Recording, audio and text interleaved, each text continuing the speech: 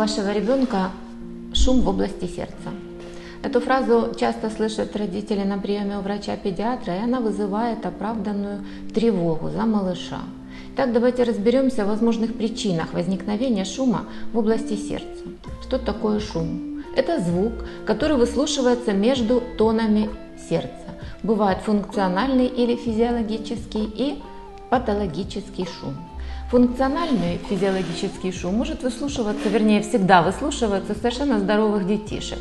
И причиной его возникновения являются микроструктурные аномалии, хорды, расположенные в полости левого желудочка, пролоббирование клапанов и процессы перестройки системы кровообращения, которые связаны с ростом и развитием ребенка.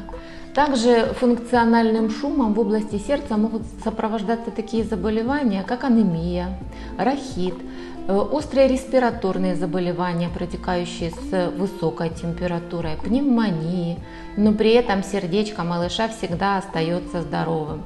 Функциональный шум в области сердца может менять свой характер и интенсивность в зависимости от перемены положения тела.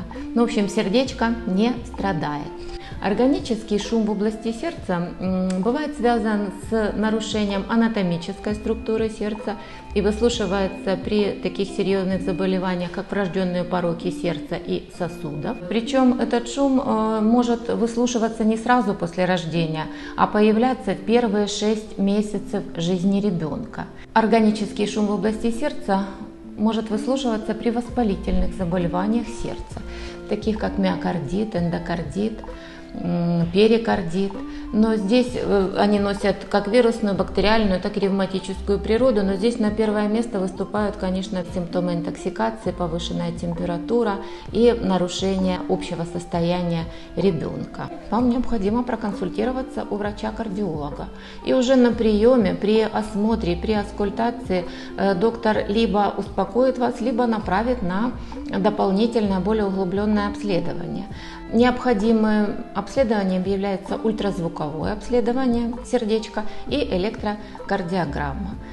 Ультразвуковое обследование необходимо проводить на первом году жизни, желательно в родильном доме. Если этого не получилось, то в первые 6 месяцев жизни и при отсутствии жалоб в периоды интенсивного роста ребенка. Это 6-7 лет и подростковый период.